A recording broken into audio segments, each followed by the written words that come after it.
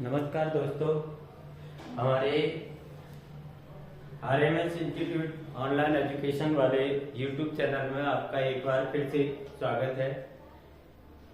आज हम हिंदी ग्रामर में क्रिया टॉपिक के बारे में बात करेंगे और क्रिया क्या होती है, कितने प्रकार की होती है, क्रिया के बारे में हम जानकारी प्राप्त करेंगे। ये रीट के लिए या अन्य एग्जाम के लिए बहुत ही इम्पोर्टेंट टॉपिक माना जाता है। और पिछली यदि रीट की बात करें तो इसमें से 2-3 प्रश्न आपको पूछे गए हैं, तो इसलिए ये हिंदी ग्रामर का एक बहुत ही महत्वपूर्ण टॉपिक है।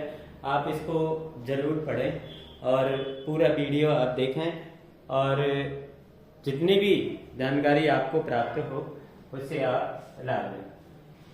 आप हमारे जो चैनल है उसको आप सपोर्ट करते रहें। जिन्होंने सब्सक्राइब नहीं किया है वो आप सब्सक्राइब करें। हम जब चैनल को देखते हैं तो मतलब लगभग 60% स्टूडेंट ऐसे हैं जो हमारी वीडियोस देखते हैं लेकिन उन्होंने चैनल को सब्सक्राइब नहीं किया हुआ है। तो मेरा उनसे अनुरोध है कि वो चैनल को सब्सक्राइब जरूर करें, जिससे कि हमें भी सपोर्ट मिलता है कि भाई हमारा चैनल वहां तक या इतने लोगों तक ये पहुंच रहा है। तो आप इसको शेयर करते रहिए, लाइक और कमेंट करते रहिए और सब्सक्राइब करिए।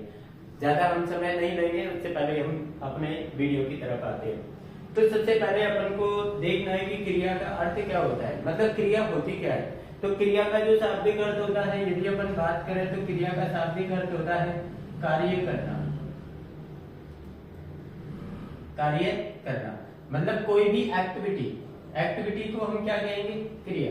कोई भी काम हम कर रहे हैं, चाहे हम खाते हैं, सोते हैं, चलते हैं, दौड़ते हैं, किसी को बोलते हैं, पढ़ते हैं, लिखते हैं, है ना, काटना है, पीटना है, रोना है, सोना है, ये सारी चीजें जो हैं आपकी, ये हमारी एक एक्टिविटी होती है, एक मनुष्य की एक्टिविटी होती है। और इन एक्टिविटी को, इस क्रियाओं को हम क्या कहते हैं, कोई भी काम करना। तो हम यदि आपको एक सेंटेंस के रूप में यदि देखें कि यहाँ पर मैंने माना कि एक सेंटेंस लिखा कि मोहन खाना खाता है। मोहन खाना खाता है। यहाँ पर यदि मैं सेंटेंस में बात करूं तो ये जो मोहन शब्द है, एक खाना शब्द है, एक खाता शब्द है और एक है शब्द है। मतलब हमारा वाक्य के अंदर एक शब्द ऐसा होता है जिस शब्द से हमें वाक्य में ये पता चलता है कि उस वाक्य में हम किस कार्य के बारे में बात कर रहे हैं या उस वाक्य में कौन सा कार्य संपन्न हो रहा है। जो कार्य संपन्न हो रहा है वो कार्य का हमें पता वाक्य में चलेगा, और जिस शब्द से हमको ये पता चलता है कि इस वाक्य में ये काम हो रहा है, उस शब्द को हम क्रिया शब्द कहते हैं, उस शब्द को हम क्रियापद कहते हैं। ये अपन को दिमाग में रखना है। तो इस समय यदि हम इस सेंटेंस की बात करें तो यहाँ पर मोहन खाना खाता है, इसमें जो है वो क्रिया हो रही है कि खाने की। किसकी क्रिया हो रही है, खाने की। तो हमें ये खाने की क्रिया का पता कैसे चला कि वो इसमें खा रहा है, मतलब खाना क्रिया जो कर्ता के द्वारा की जा रही है। इस शब्द के द्वारा हमको ये पता चला, तो ये शब्द आपका क्रिया शब्द कहलाएगा। ये शब्द हमारा क्या कहलाएगा, क्रिया शब्द कहलाएगा। तो ये आपकी बात क्लियर है कि क्रिया का शाब्दिक अर्थ कार्य करना होता है, और वाक्य में एक ऐसा शब्द होता है जिसके द्वारा हमें ये पता चलता है कि इस वाक्य के अंदर, इस सेंटेंस के अंदर कौन सा कार्य संपन्न हो रहा है। और जिस शब्द से हमको ये पता चले कि कौन सा कार्य इस वाक्य में हो रहा है, तो उस शब्द को हम क्रियापद के नाम से जानते हैं, उस शब्द को हम क्रिया कहते हैं। यदि एक लाइन में अपन डेफिनेशन की बात करें तो वाक्य में जिस शब्द के द्वारा हमको किसी कार्य के करने का या होने का बोध होता है, तो उस शब्द को हम क्रिया शब्द कहते हैं, उस शब्द को हम क्रिया कहते हैं। एक क्रिया जो होती है ये धातु से बनती है। ये क्रिया किससे बनती है, धातु से। धातु से क्या बनती है, क्रिया। ये जो है क्रिया का मूल रूप है। ये क्रिया का क्या है, मूल रूप। ये काफी बार परीक्षा में पूछा जाता है कि क्रिया का मूल रूप क्या होता है। क्रिया का मूल रूप क्या होता है? तो क्रिया का मूल रूप होता है धातु। धातु माना कि जैसे यदि अपन यहाँ पर देखें तो ये माना कि जैसे एक लिख धातु है, एक कौन सी धातु है? लिख। और लिख धातु से क्रिया बन जाएगी लिखना। धातु माना कि आपकी है पट, और पट धातु से आपकी बन जाएगी क्रिया पढ़ना या पढ़ाना या पढ़ता है। ये जैसी भी है भाग जो काल के अनुसार जो क्रिया बनेगी वो वैसी की वैसी आगे बन जाती है। कुल मिलाकर हमको यहाँ पर जो बात ध्यान रखनी है वो ये है कि धातु के द्वारा क्रिया का निर्माण होता है, मतलब क्रिया का जड़ है, क्रिया की जो जड़ है, क्रिया का जो मूल रूप है वो आपकी क्या है? धातु है। यदि आप को ये प्रश्न पूछा जाए कि क्रिया के मूल रूप को कहते हैं, क्रिया के मूल रूप को क्या कहते हैं, तो वहां पर आपको विकल्प में धातु जो शब्द है ये आपको धातु ऑप्शन जरूर मिल जाएगा। तो आपको ये धातु को राइट आंसर मानना है। अब अपन आगे बढ़ते हैं। मुझे लगता है कि आपको इसका अर्थ जो है वो आसानी से समझ में आ गया है। अर्थ समझने के बाद यदि हम आगे बात करेंगे तो हम बात करेंगे इसके प्रकारों की। हम बात करेंगे इसके प्रकारों की कि क्रिया कितने प्रकार की होती है। ये भी मैं आपको बताऊंगा कि परीक्षा में हमें रीट की परीक्षा में कौन कौन सी क्रिया जो है वो इंपॉर्टेंट होती है, कौन सी क्रिया आपके पहले के पेपर में अधिक रूप से पूछी गई है। तो क्रिया का जो वर्गीकरण है यदि आप देखें तो वो दो आधार पर किया गया है। एक तो कर्म के आधार पर की गई, कर्म के आधार पर क्रिया भेद, और एक आप इसको चाहे आप इसको अर्थ नाम दे सकते हैं या आप प्रयोग दे सकते हैं या आप इसको संरचना बोल सकते हैं, ठीक है ना। के आधार पर क्रिया भेद, मतलब हमारी जो क्रिया है उसको दो आधार पर हमने बांटा है। एक तो कर्म के आधार पर क्रिया के प्रकार होते हैं, एक अर्थ प्रयोग या संरचना के आधार पर क्रिया के भेद होते हैं। इसमें अपन को कर्म के आधार पर जो क्रिया होती है फिर वो दो प्रकार की होती है। एक होती है अकर्मक क्रिया, एक होती है अकर्मक क्रिया और एक होती है सकर्मक क्रिया, एक होती है सकर्मक क्रिया। यदि आगे इनकी बात करें तो ये जो सकर्मक क्रिया है ये फिर आपकी दो प्रकार की होती है। एक होती है एक कर्मक सकर्मक क्रिया और एक होती है द्विकर्मक सकर्मक क्रिया। यदि हम इधर बात करें तो यहाँ पर जो है इसकी मैं फिर से तो आपको कुछ नहीं बता सकता, लेकिन कुछ जो मुख्य रूप से जो आपकी परीक्षा में पूछी जाती है उन क्रियाओं को अपन यहाँ पर पढ़ेंगे। एक आपकी संयुक्त क्रिया जो है वो पूछी जाती है, एक प्रेरणार्थक क्रिया जो है ये भी आपको अधिकतर पूछी जाती है, प्रेरणार्थक क्रिया। एक पूर्वकालिक क्रिया है ये भी आपकी पूछी जाती है। पूर्वकालिक क्रिया के साथ साथ ही हम यहीं पर तात्कालिक क्रिया भी एक पढ़ लेंगे। कुछ क्रिया ऐसी होती है जैसे नाम धातु है, नाम धातु क्रिया है। एक क्रियाएं होती है जैसे मुख्य क्रिया है आपकी मुख्य क्रिया है, या आप एक अलग से सहायक क्रिया भी अपन पढ़ते हैं, सहायक क्रिया।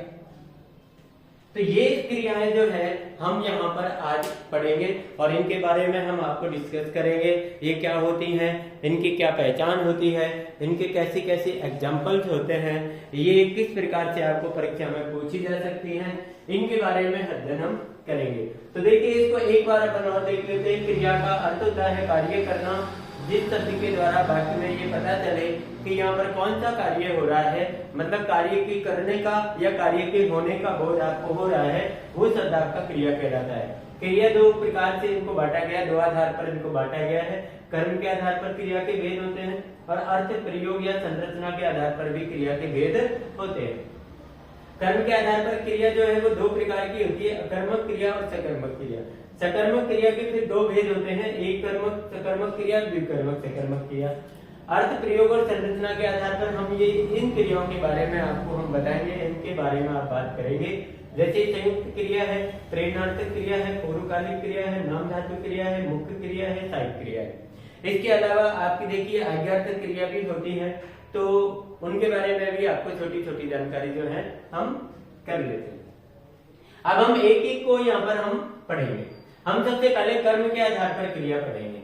सबसे पहले हम क्या पढ़ेंगे? कर्म के आधार पर क्रिया के भेद पढ़ेंगे। तो कर्म के आधार पर भैया दो प्रकार की क्रिया होती है आपकी, और सबसे पहली जो होती है इसमें आपकी वो होती है अकर्मक क्रिया। कौन सी होती है? अकर्मक क्रिया। ये मैं यहाँ पर आपको एक चीज और क्लियर कर देता हूँ कि यदि आपको कर्म के आधार पर क्रिया जो है वो पढ़नी है, मतलब कर्म के आधार पर क्रिया का यदि आपको अपन को ज्ञान रखना है, तो सीधी सी बात यह है कि आपको कर्म की जानकारी अवश्य होनी चाहिए। ये यहाँ पर कर्म के ऊपर डिपेंड करती है। यदि इसकी जानकारी आपको पूरी है तो आप आसानी से कर्म के आधार पर क्रिया को पहचान सकते हैं। आपको कर्म की पहचान करना आना चाहिए। अब कर्म की पहचान आपको कैसे कर सकते हैं? देखिए, कर्म जो होता है वो कारक होता है और इसका कारक चिन्ह होता है को। कर्म का कारक चिन्ह होता है को, मतलब वाक्य में यदि कोई ऐसा कर्म होगा जिसके साथ में कारक चिन्ह का प्रयोग हो रहा है, मतलब को लगा हुआ है, तो उसको आप बहुत आसानी से पहचान जाएंगे कि ये आपका क्या है? कर्म है। और ये क्रिया कौन सी हो जाएगी? आपकी सकर्मक क्रिया हो जाएगी, मतलब कर्म वाली क्रिया हो जाएगी। लेकिन यदि कभी कभी क्या होता है कि कर्म के साथ में को जो कारक चिन्ह है वो लगा हुआ नहीं होता है, मतलब कर्म जो है वो बिना कारक चिन्ह के या बिना प्रसर्ग के जब आपके सामने वाक्य में उपस्थित होता है तो उसकी पहचान हम कैसे करते हैं? तो इसका देखिए तरीका मैं आपको एक दो तरीके आपको बता दूंगा, उसके अकॉर्डिंग ही आप कर्म की पहचान करें और आप आसानी से उसकी कर्म की पहचान कर सकते हैं। देखिए कि सबसे पहले तो आपके सामने को नहीं दिया गया है कर्म के साथ। इस स्थिति में आपको इसकी जरूरत पड़ेगी, तो आप कर्म लगाकर देख लीजिए, वो कर्म के साथ में को लगाकर देख लीजिए। जैसे माना कि मैं यहाँ पर लिखता हूं कि मोहन पुस्तक पढ़ता है, ठीक है ना। अब यहाँ पर मैंने देखा कि एक मोहन शब्द है, एक पुस्तक शब्द है, एक पढ़ता शब्द है और एक है। ये यहाँ पर मुझे कर्म की पहचान करनी है, लेकिन यहाँ पर को नहीं है। देखिए मोहन जो है वो काम कर रहा है, इसका मतलब ये आपका कर्ता हो गया। ये आपका क्या हो गया? ये आपका हो गया कर्ता, ठीक है। ये आपका क्या हो गया? कर्ता हो गया। ये आपकी जो है वो क्रिया हो गई, क्योंकि इससे हमको ये पता चल रहा है कि काम। अब हमारे पास में जो एक शब्द बचा हुआ है ये, इस पर हमारा शक है कि ये कर्म हो सकता है, मतलब कर्म है या नहीं है, यही तो हमारी पहचान है। तो आप इसके पीछे या तो को लगाकर देखिए कि भाई मोहन पुस्तक को पढ़ता है, तो पुस्तक कोई तो वर्ड पढ़ रहा है, वो किसको पढ़ रहा है? पुस्तक को पढ़ रहा है। तो और दूसरा जो इसका तरीका है, दूसरा जो तरीका है वो सीधी सी बात है, आप जो क्रिया शब्द है, ये क्रिया जो है, इस क्रिया से पहले इधर आप क्या का प्रश्न कर दीजिए। किसका प्रश्न कर दीजिए? क्या? ये चीज आप ध्यान रखिए, क्रिया से पहले आपको क्या लगाना है। इसमें क्रिया क्या है? पढ़ता है। मुझे क्या लगाना है इससे पहले? क्या। तो बताइए क्या पढ़ता है, और इसका जो आंसर है, इसका आंसर आएगा पुस्तक। इसका आंसर क्या आएगा? पुस्तक। यदि आपको किसी भी क्रिया के से पहले आप क्या लगाते हैं और उसका आंसर आपको आता है, तो वो आंसर आपका कर्म कहलाता है, और वो क्रिया जो होती है वो सकर्मक हो जाती है, मतलब वो कर्म वाली क्रिया मानी जाती है। तो आपको सबसे मेन इंपॉर्टेंट बात इसकी जो वो है आपका कर्म। यदि आप कर्म की पहचान आसानी से करते हैं तो आपको किसी प्रकार की बात नहीं होगी, कोई प्रकार की आपको टेंशन नहीं होगी। अब अपन आते हैं अकर्मक क्रिया के ऊपर। तो ये तो अपन ने कर्म के बारे में थोड़ी सी जानकारी प्राप्त की। कर्म एक कारक है और कर्म का कारक चिन्ह होता है को यदि लगा है तो वो कर्म है, को नहीं लगा है तो वो आपको मैंने तरीका बता दिया कि आप क्रिया से पहले क्या क्या प्रश्न कर सकते हैं। अब अपन को ये कि अकर्मक क्रिया क्या होती है। देखिए ए और कर्मक, ए का मतलब जो है ए जो है वो बिना के लिए आता है, बिना या रहित। ए आता है या तो बिना के लिए या रहित के लिए, और ये आ गया आपका कर्म। तो ये जो है आपका शब्द का अर्थ आपने देखा कि ये शब्द जो लिखा हुआ है अकर्मक, ये बिना कर्म, इसका मतलब होता है बिना कर्म, मतलब वाक्य में क्रिया के साथ में कर्म उपस्थित नहीं होता है। मतलब जो क्रिया होती है वो बिना कर्म के आती है, मतलब वहां पर कर्म की आवश्यकता नहीं होती है। ऐसी क्रियाएं जिनके साथ में कर्म की आवश्यकता नहीं होती है और इस क्रिया का जो प्रभाव होता है, इस क्रिया का क्या होता है, प्रभाव, ये सीधा आपका किसके ऊपर आता है, कर्ता के ऊपर आता है। किसके ऊपर आता है, किसके ऊपर आएगा इसका प्रभाव, कर्ता के ऊपर, क्योंकि वाक्य में कर्म उपस्थित नहीं होता है। मतलब वो क्रिया बिना कर्म के प्रयुक्त होती है, कर्म वहां पर आवश्यक नहीं होता है। ऐसी स्थिति में आपकी क्रिया होती है अकर्मक। अकर्मक का मतलब ही है क्रिया के रहित। यदि आपको जैसे माना कि एग्जांपल मैं यहाँ पर देखता हूं कि मोर जंगल में नाचता है, मोर जंगल में नाचता है। यहाँ पर मोर है, जंगल है, मैं है, नाचता है, ये आपके सामने। अब आपको पहचान करना है। देखिए मोर जो है वो काम कर रहा है, इसका मतलब है कि वो करता है। क्रिया कौन सी हो रही है, नाचना, तो ये क्रिया है। अब आपके पास में दो चीज बची, जंगल और मैं जो है वो कारक चिन्ह है। वो क्या है, कारक चिन्ह। और कारक चिन्ह किसका है, अधिकरण का। किसका है, अधिकरण। और ये क्या हुआ, जब ये अधिकरण का कारक चिन्ह है तो ये कारक हो जाएगा। ये क्या हो जाएगा आपका, अधिकरण कारक।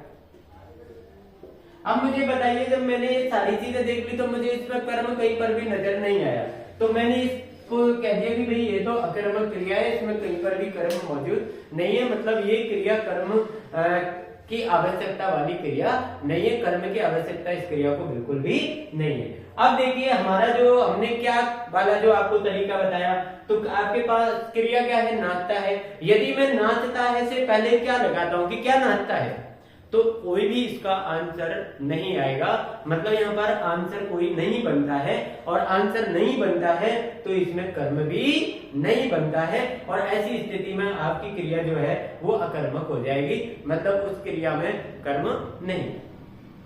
आपको ये अकर्मक क्रिया समझ में आ गई। आपको तो ध्यान रखना है कि बिना कर्म वाली जो क्रिया है वो आपकी अकर्मक क्रिया है, इसमें कर्म की आवश्यकता नहीं होती है और क्रिया का प्रभाव सीधा कर्ता के ऊपर रहता है।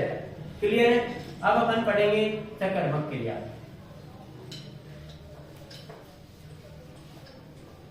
अपन पढ़ेंगे अब सकर्मक क्रिया। ये हो गई आपकी सकर्मक। देखिए सह का मतलब यहाँ पर अपन समझ जाएंगे, सह का मतलब होता है सह और कर्म, मतलब कर्म के साथ आती है ये क्रिया। अब देखिए इसमें ऐसी क्रिया आपको आएगी जिसको कर्म की आवश्यकता होगी। मतलब ऐसी क्रियाएं जिनको कर्म आवश्यक होता है या जिनको कर्म की आवश्यकता होती है वो आपकी क्रियाएं सकर्मक क्रियाएं कहलाती हैं। जैसे इसमें जो प्रभाव होता है, इसमें जो प्रभाव है वो आपका कर्म के ऊपर होता है। इसका प्रभाव किसके ऊपर होता है, कर्म के ऊपर होता है, क्योंकि ऐसी क्रियाओं के साथ में कर्म होना आवश्यक होता है। कर्म इनको बहुत जरूरी होता है। तो वाक्य में आपको यदि कोई डेफिनेशन भी आपसे पूछता है कि दो चीजें आपको इसमें लिखनी है कि एक तो इसके साथ कर्म नहीं होता है और क्रिया का जो प्रभाव होता है, क्रिया के कार्य का जो फल होता है, प्रभाव जो होता है वो सीधा कर्म के ऊपर जाता है। कर्म उसको प्रभाव को एक्सेप्ट करता है। बाकी की इसके जो एग्जाम्पल हैं तो एग्जाम्पल में यदि आपको कोई भी कंफ्यूज हो तो आप क्रिया के साथ में क्या लगाकर इसका प्रश्न कर सकते हो। जैसे यदि मैं यहाँ पर आपको पढ़ा एग्जाम्पल देखते हैं कि अध्यापक ने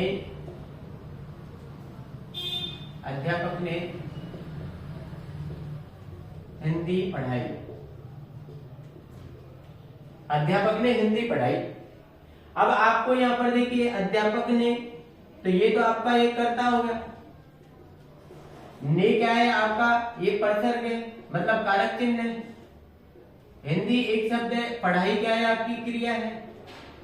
यदि मैं यहाँ पर आपसे पूछता हूं कि भैया ये हिंदी अब कर्म है कि नहीं है, तो आपको सीधी सी बात है कि यहाँ पर क्या लगाना है, क्या पढ़ाई। क्या पढ़ाई, और क्या पढ़ाई, हिंदी पढ़ाई। तो हिंदी पढ़ाई, तो ये आपका कर्म हो गया, ये आपका क्या हो गया, कर्म। और ये जो क्रिया है, ये क्रिया आपकी सकर्मक क्रिया हो गई। ये कौन सी क्रिया हो गई आपकी, सकर्मक क्रिया हो गई। आप किसी भी क्रिया के से पहले क्या क्या प्रश्न करके, क्या लगा करके आप उसका आंसर ले सकते हैं, और यदि आपका आंसर आ रहा है तो वो क्रिया आपकी सकर्मक क्रिया मानी जाएगी। उसमें कोई भी आपकी प्रकार, किसी भी प्रकार की आपको कोई प्रॉब्लम नहीं। अब देखिए सकर्मक क्रिया जो है वो दो प्रकार की होती है, एक कर्मक होती है, एक द्विकर्मक होती है।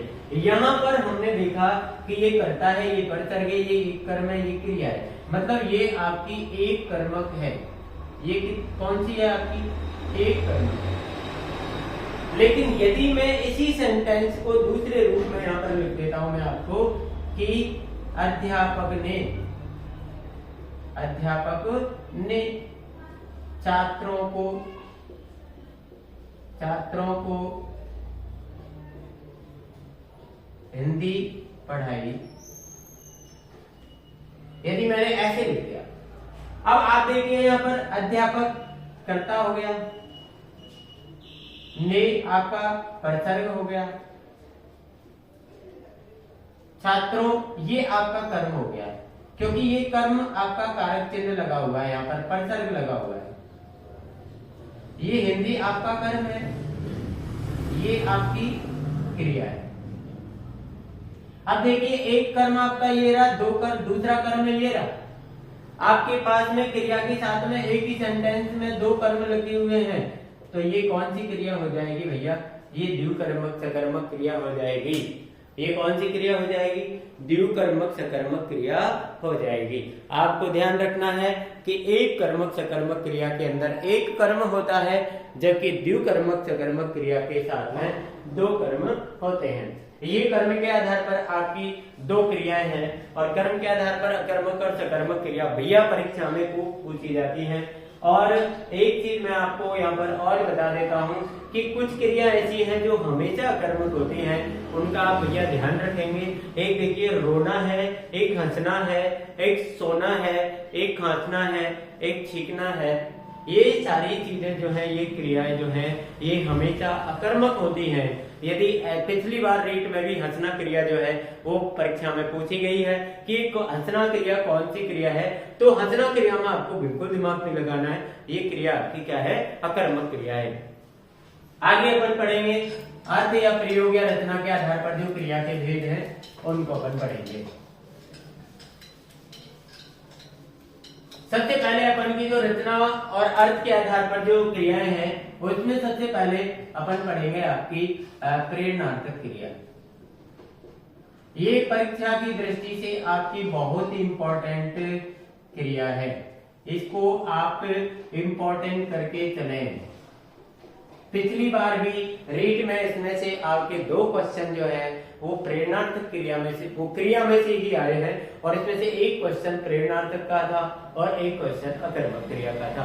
तो आपको ये चीज ध्यान रखने की भाई। अब देखिए इसमें आपको प्रेरणा में देखिए, प्रेरणा एक शब्द यहाँ पर आपको दिखाई दे रहा है। प्रेरणा का मतलब होता है मैं किसी काम को मैं खुद नहीं कर रहा हूं, जब मैं किसी दूसरे से करवा लेता हूं, भाई ये काम ऐसे कर दे, तो गाइडेंस मेरा रहता है, गाइडेंस मैंने दिया, उसको बताया मैंने, लेकिन काम उसने किया, काम मैंने नहीं किया। बाई चांस देखिए और कोई चीज यदि अपन इसको देशज एक भाषा में देखे बात करें तो एक किसान होता है, जब उसको फसल कटवानी होती है तो वो क्या करता है कि मजदूर लाता है और मजदूर को जो है अपना खेत बताएगा कि भाई ये मेरा खेत है, इसको यहाँ से इसकी फसल की कटाई करनी है, ऐसे करनी है, वैसे करनी है, यहाँ रखनी है, वहां रखनी है। सारे निर्देश, सारी प्रेरणा जो है वो किसान की होती है, लेकिन वहां पर काम करने वाला कौन होता है? मजदूर होता है। तो आपको यहाँ पर स्पष्ट रूप से जानना है कि कर्ता जो होता है, कर्ता कार्य स्वयं नहीं करता है, इसमें स्वयं नहीं करे। कर्ता किसी काम को जब खुद नहीं करे, ठीक है। दूसरी बात क्या हो गई? अपनी प्रेरणा से दूसरे से करवाता है, दूसरे से करवाता है। ये चीज अपन को ध्यान रखनी है कि यदि किसी भी वाक्य में कर्ता जो है वो खुद किसी काम को नहीं करता हो और अपनी प्रेरणा के द्वारा, अपने आदेशों के द्वारा, अपने निर्देशों के द्वारा, अपने गाइडेंस के द्वारा किसी दूसरे व्यक्ति से संपन्न करवाता है, तो वहां पर आपकी क्रिया हो जाएगी प्रेरणार्थक क्रिया। ये अपन को ध्यान रखना है। अब देखिए और इसकी पहचान क्या क्या हो सकती है, और इसकी पहचान मैं आपको बता दूं। देखिए इसके अंदर वाया है ना, वाई या बाई, ये भी आ जाएगा, ठीक है।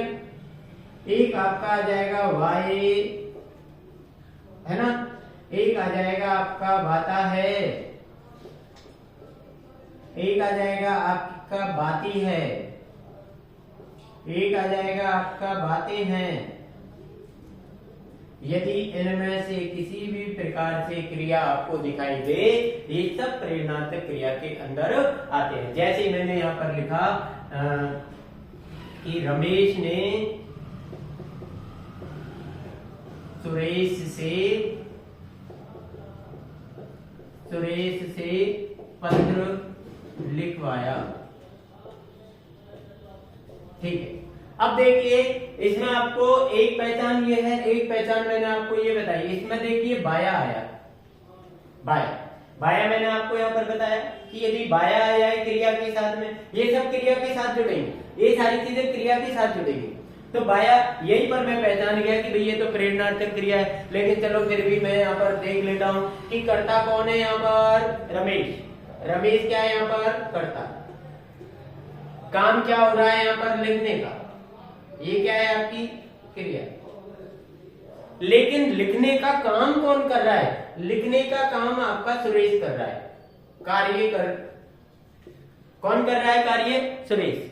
देखिए हमने ऊपर क्या लिखा यहाँ पर कि जब कर्ता किस कार्य को स्वयं नहीं करे, कर्ता रमेश है, रमेश लिखने का काम नहीं कर रहा, अपनी प्रेरणा से दूसरे से करवाता है। लेकिन प्रेरणा पूरी रमेश की थी। रमेश ने बोला कि भाई मुझे एक पत्र लिखवाना है और जैसे जैसे मैं बोलूं वैसे वैसे आप मेरे पत्र को लिखिए, तो वो वैसे वैसे सुरेश लिख रहा है, ठीक है। माना कि मैं एक नाई की दुकान पे जाता हूँ, नाई की दुकान पे जाकर मुझे एक कटिंग करवानी है, तो निर्देश सारे मेरे होंगे। मैं नाई से बोलूंगा भाई मुझे कटिंग करवानी है, मुझे शेविंग करवानी है और मेरी कटिंग ऐसी होनी चाहिए, शेविंग ऐसी होनी चाहिए, तो सारे निर्देश मेरे होते हैं। लेकिन काम करने वाला वहां पर कौन होता है? अन्य व्यक्ति होता है, मतलब नाई होता है। तेरी ऐसी स्थिति आपके सामने कभी भी आए भैया, तो आपको प्रेरणार्थक क्रिया करनी है। इन चीजों को आप बिल्कुल ध्यान रखें, ये क्रिया के साथ लगी हुई आपको मिलेंगी। यदि ये लगी हुई आपको मिलती है तो आप कंफर्म समझ जाइए कि आपकी ये प्रेरणार्थक क्रिया है। अगली जो क्रिया है वो अपन पढ़ेंगे पूर्वकालिक क्रिया। अगली क्रिया पढ़ेंगे हम पूर्वकालिक क्रिया नंबर 2। पूर्वकालिक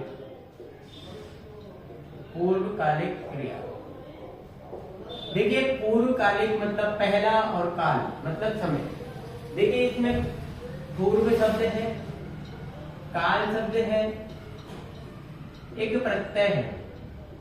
ये चीज मतलब पूर्व का मतलब पहला और काल का मतलब समय।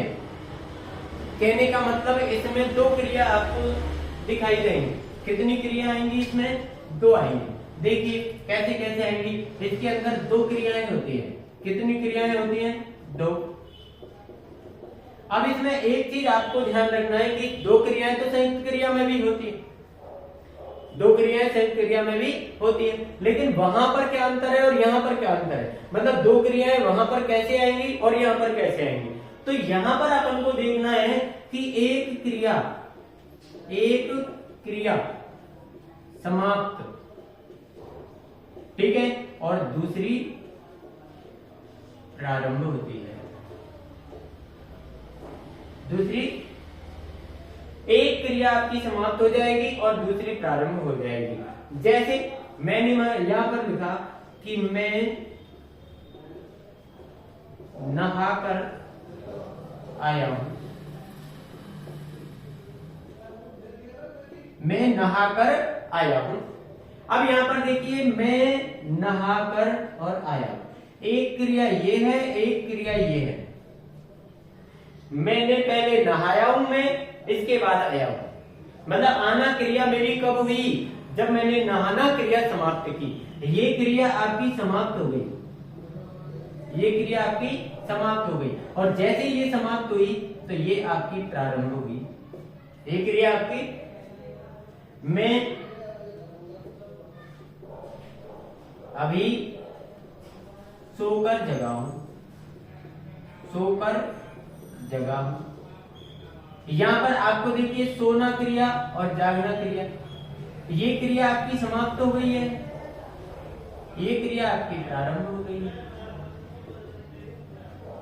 जब आपको बाकी के अंदर दो ऐसी क्रियाएं आपको दिखाई दें कि जहां पर एक क्रिया जो है वो समाप्त हो गई है और दूसरी क्रिया जो है वो प्रारंभ हो गई है, तो ऐसी स्थिति में आपको उसमें पूर्वकालिक क्रिया करनी है। मतलब वो पूर्वकालिक क्रिया होती है।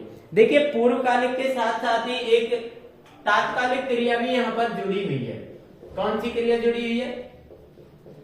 तात्कालिक क्रिया। लेकिन तात्कालिक क्रिया में और पूर्वकालिक क्रिया में अंतर क्या होता है कि दोनों ये वैसे सेम है। इसमें भी क्या होता है, एक क्रिया समाप्त होती है, दूसरी क्रिया प्रारंभ हो जाती है, लेकिन इसमें जो होता है वो पूर्व विदित होता है। मतलब पहले से हमको पता होता है। जैसे यहाँ पर देखिए मैं नहाया हूं, तो नहाने के बाद में मुझे पता है कि कहीं जाना है, मुझे स्कूल जाना है, मुझे बाजार जाना है, मुझे दुकान पे जाना है, मुझे कहीं पर भी जाना है। मैं सोकर जगा हूं, मैं सो गया तो मुझे पता है कि मुझे सुबह जगना है। मतलब यहाँ पर सारी चीजें जो होती है वो पहले से विदित होती है, लेकिन तात्कालिक क्रिया में जो है वो पहले से कोई चीज विदित नहीं होती है, ये अचानक से क्रिया हो जाती है। जैसे माना कि आप देखिए मैं रास्ते में जा रहा हूँ, रास्ते में चलते चलते कोई आगे से कोई ऐसा कोई भयानक जानवर आ जाता है, कोई व्हीकल आ जाता है और मैं डर के अचानक से भाग जाता हूँ, गिर जाता हूँ, साइड हो जाता हूँ, ठीक है ना। जो कुछ भी मैं करता हूं वो क्रिया जो है वो आपकी तात्कालिक क्रिया कहलाती है। मतलब जो क्रिया अचानक से होती है, जिस क्रिया का पहले से कोई पता नहीं होता है, वो क्रिया आपकी तात्कालिक होती है। इसमें भी एक क्रिया समाप्त होती है। मैंने किसी चीज को देखा, पहले मैंने देखा और देखने के बाद में मेरी जो क्रिया हुई वो तात्कालिक क्रिया आपकी होगी। इसमें आपसे इस प्रकार भी प्रश्न पूछा जा सकता है कि भाई पूर्वकालिक क्रिया में समय कौन सी क्रिया का होता है? तो दोनों क्रियाओं का समय होता है। आज से कोई इसको दूसरे रूप में पूछ ले कि भाई ऐसी क्रिया जिसमें दूसरी क्रिया का समय माना जाता है वो क्रिया कौन सी होती है? तो पूर्वकालिक होती है। पहली क्रिया का समय माना जाता है वो कौन सी क्रिया होती है? तो पूर्वकालिक होती है, क्योंकि इनका दोनों का समय भैया सेम होता है। ये सोकर जगा है मतलब सोना क्रिया खत्म हुई तो जगना क्रिया प्रारंभ हो गई, तो जिस समय इसकी सोना क्रिया खत्म हुई उसी समय जगना क्रिया प्रारंभ हो गई। तो ये तो क्लियर है। मतलब दोनों का समय आपका एक है, एक के समाप्त होने का और एक के प्रारंभ होने का समय जो है वो आपका एक ही है। आगे अपन पढ़ेंगे नंबर 3, तीसरी क्रिया जो है, तीसरी क्रिया पढ़ेंगे अपन। तीसरी क्रिया जो है आपकी वो अपन पढ़ेंगे संयुक्त क्रिया। कौन सी पढ़ेंगे? संयुक्त क्रिया। संयुक्त क्रिया में दो या दो से अधिक, दो या दो से अधिक भिन्न भिन्न अर्थ वाली भिन्न भिन्न अर्थ वाली क्रियाएं एक साथ प्रयुक्त होती हैं, एक साथ प्रयुक्त होती है। यहां पर देखिए मैंने आपको बताया था कि संयुक्त क्रिया में भी दो क्रिया होती है, यहाँ पर भी दो या दो से अधिक क्रियाएं होती है, लेकिन ये कैसी होती है अपन को यहाँ पर ध्यान रखना है, ये भिन्न भिन्न अर्थ वाली होती है, एक अर्थ इनका नहीं होता है। और दोनों ऐसा नहीं कि एक क्रिया समाप्त होगी दूसरी प्रारंभ होगी, ऐसा कुछ नहीं है इसमें, ये दोनों क्रिया ही समान होती है, मतलब समान तरीके से काम करती है। जैसे माना कि एक चीज और मैं आपको यहाँ पर बता देता हूँ कि संदिग्ध भूतकाल जो होता है, आपने भूतकाल का नाम सुना है। भूतकाल जो है वो 6 प्रकार का होता है। 6 प्रकार का भूतकाल होता है। पूर्ण भूतकाल, अपूर्ण भूतकाल, 2 भूतकाल हो गए, सामान्य भूतकाल, आसन्न भूतकाल, संदिग्ध भूतकाल और हेतु मध्य भूतकाल। उसमें संदिग्ध भूतकाल के जो सेंटेंस होते हैं उनमें कार्य की जो संभावना होती है कि ये कार्य हुआ है या नहीं हुआ है, ये उसके अंदर एक संदिग्धता होती है। तो ऐसी स्थिति में जो है 2 या 2 से अधिक क्रियाओं का आपको वहां पर हमको लिखना होता है और वो सारी चीजें संयुक्त क्रिया के अंदर आती है। जैसे माना कि मैं यहाँ पर लिख देता हूं कि मोहन ने खाना खा लिया होगा। देखिए अब मोहन ने, ये आपका कर्ता हो गया, ये प्रसंग हो गया, खाना ये आपका क्या खा लिया होगा, खाना, तो ये कर्म हो गया। और यहाँ पर ये और ये तीनों भैया आपकी क्या है, क्रिया है। खाना, लेना, होना, ये तीनों आपकी क्रिया है, तीनों ही अलग प्रकार की क्रिया है और भिन्न भिन्न अर्थ वाली क्रियाएं एक साथ यहाँ पर ये आई है, तो हम इसको संयुक्त क्रिया कहेंगे। ये कौन सी क्रिया हो जाएगी, आपकी संयुक्त क्रिया हो जाएगी। तो इस प्रकार से अब ये देखिए भूतकाल में संदिग्ध भूतकाल है, मतलब यहाँ पर बताया गया कि मोहन ने खाना खा लिया होगा। हम एक आइडिया लगा रहे हैं, एक संभावना है, एक संदेह है कि खा लिया होगा। हो सकता है उसने खाया भी हो और हो सकता है उसने नहीं खाया हो, ये कोई भी आवश्यक नहीं है। तो यहाँ पर आपकी संयुक्त क्रिया हो जाती है। इसके अलावा जो आपकी और जो क्रियाएं हैं, एक मैंने आपको बताई थी कि नाम धातु क्रिया होती है। एक कौन सी होती है, नाम धातु क्रिया। नाम धातु क्रिया ये भैया जो संज्ञा या सर्वनाम, वो संज्ञा या विशेषण, संज्ञा या विशेषण शब्दों से बनाई जाती है, शब्दों से बनाई जाती है। ये क्रिया होती नहीं है पर बनाई जाती है। जैसे मेरा एक शब्द है हाथ, हाथ ये संज्ञा है, हाथ क्या है, संज्ञा है। लेकिन मैंने हाथ से एक शब्द बना दिया, यहाँ पर हथियाना, हाथ से मैंने बना दिया यहाँ पर एक हथियाना। ये हालांकि परीक्षा की दृष्टि से इतनी इंपॉर्टेंट क्रिया नहीं है, लेकिन फिर भी हमारी ये जानकारी में होनी चाहिए कि भाई ऐसी भी कुछ क्रियाएं होती हैं जो संज्ञा होती हैं, सर्वनाम, वो विशेषण होते हैं। तो संज्ञा और विशेषण में कुछ हम प्रत्यय जोड़कर ऐसा जो है वो शब्द बना देते हैं जिससे कि किसी कार्य का बोध हो रहा हो। जैसे हथियाना, हथियाना का मतलब होता है छीनना। अब छीनना एक क्रिया है, लेकिन यहाँ पर मैंने हाथ से हथियाना बना दिया। जैसे माना कि आपके पास एक शब्द है फिल्म, फिल्म से मैंने शब्द बना दिया फिल्माना, मैंने शब्द बना दिया फिल्माना। एक शब्द है आपका रंग, और रंग से मैंने बना दिया रंगना, रंग से मैंने क्या बना दिया, रंगना। तो ऐसे शब्द जो है जो या तो संज्ञा है या विशेषण है, और उनसे हम कोई प्रत्यय वगैरह जोड़कर यदि कुछ ऐसा बनाते हैं तो वो आपकी कौन सी क्रिया कहलाती है, वो आपकी नाम धातु क्रिया कहलाती है। इसके बाद जो है आपकी जो छोटी छोटी सी क्रिया है जो मैं आपको बता देता हूं। जैसे आपकी एक होती है सहायक क्रिया, नंबर 5 होती है सहायक क्रिया। सहायक क्रिया जिसको हम इंग्लिश में हेल्पिंग वर्ब भी बोलते हैं। और आपको पता है कि भैया सहायक क्रिया जो है ये सहायक क्रिया क्या काम आती है, ये कौन सी होती है, ये केवल क्रिया की सहायता के लिए होती है। और एक चीज आपको मैं बता देता हूं कि वाक्य की पूर्णता मतलब वाक्य पूरा इसी के द्वारा किया जाता है ना। काल पहचानना मतलब क्रिया कौन से काल की है, तो आप सहायक क्रिया के द्वारा पहचाने। मतलब कौन सा काल है, क्रिया कौन से काल में लिखी गई है, वाक्य को पूर्ण करने का काम जो है वो सहायक क्रिया का होता है। सहायक क्रिया वाक्य को पूर्ण करती है, वाक्य के काल को डिसाइड करती है कि कौन से काल में जो है वो क्रिया लिखी गई है। तो ये जो है सहायक क्रिया का काम होता है। और सहायक क्रिया जो है जैसे है, ठीक है ना, होगा, रहा है ना, चुका होगा या चुका है, ठीक है ना।